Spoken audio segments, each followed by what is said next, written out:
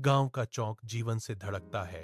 चिलचिलाती धूप में आवाजों और हलचल भरी गतिविधि का एक जीवंत ताना बाना। रामू मजबूत और दृढ़ निश्चयी घूमती हुई भीड़ में अपना रास्ता बनाता है। उसकी छड़ी अनदेखी दुनिया में एक मूक मार्गदर्शक है। उसकी आंखें बंद हैं, फिर भी उसकी इंद्रियां जीवित हैं। हर फुसफुसाहट और पदचाप उसके दिमाग में एक जीवंत ब्रश स्ट्रोक है। चौक के पार शमू अपनी लकड़ी की गाड़ी पर बैठा है, एक खामोश आकृति जो ग्रामीणों से दया आकर्षित करती है। उनकी निगाहें भले ही दूर हों, साझा समझ के एक गहरे क्षण में मिलती हैं। एक मूक समझौता, उनके बीच एक अनकही सच्चाई गुजरती है जो हलचल भरे उदासीन चौराहे के केंद्र में गढ़ा हुआ बंधन है। प्राचीन बरगद के पेड़ के नीचे ढलती रोशनी लंबी छाया डाल रही है, क्योंकि रामू और शामू अपने बोझ साझा करते हैं। शमू अपनी गाड़ी में बैठा ध्यान से सुनता है, जबकि रामू जमीन पर बैठा धीरे से बोलता है। उनकी दबी हुई आवाजें शांत शाम में गूंजती हैं, साझा सपनों और दुखों का एक ताना बाना बुनती हैं। दुनिया के कठोर फैसले के बावजूद उनकी उपस्थिति से एक शांत शक्ति विकीर्ण होती है, जो सभी अपेक्षाओं को धता बताती है। उनके बीच आशा की एक किरण, नाजुक फिर भी लगातार टिमटिमा रही है, जो एक उज्जवल कल का वादा करती है। अपने घर के अंदर रामू अकेला है। हवा एक भयंकर तूफान की अशुभ दहाड़ से भरी हुई है। बहते पानी की अथक आवाज हर कोने में भर जाती है, विनाश का एक भयानक सिम्फनी। रामू के चेहरे पर घबराहट छा जाती है। उसकी आंखें एक हताश, खोई हुई अभिव्यक्ति के साथ चौड़ी हो जाती हैं। वह लड़खड़ा जाता है, पूरी तरह से अनिश्चित कि किस दिशा में मुड़ना है।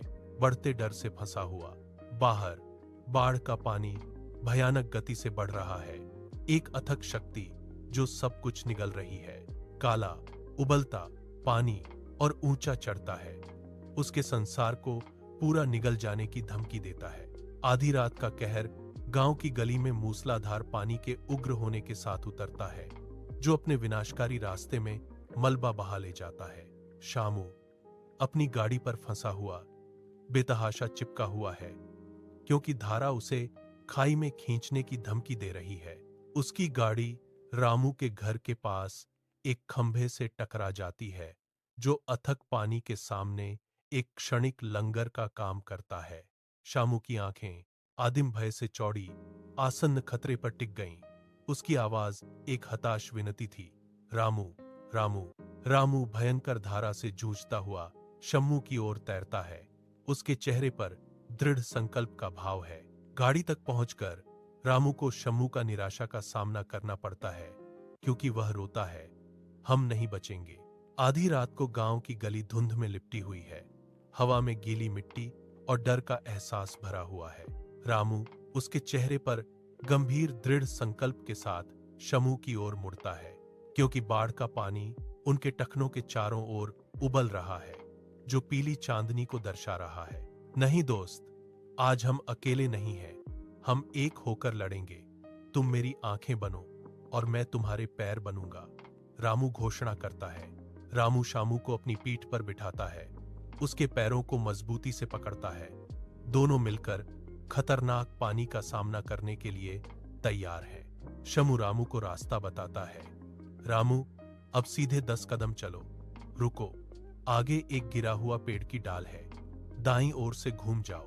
भोर की पहली सुनहरी किरणें पहाड़ी की चोटी को सोने के लुभावने रंगों से रंग देती हैं, जो प्रकृति की विजय का एक अद्भुत दृश्य है।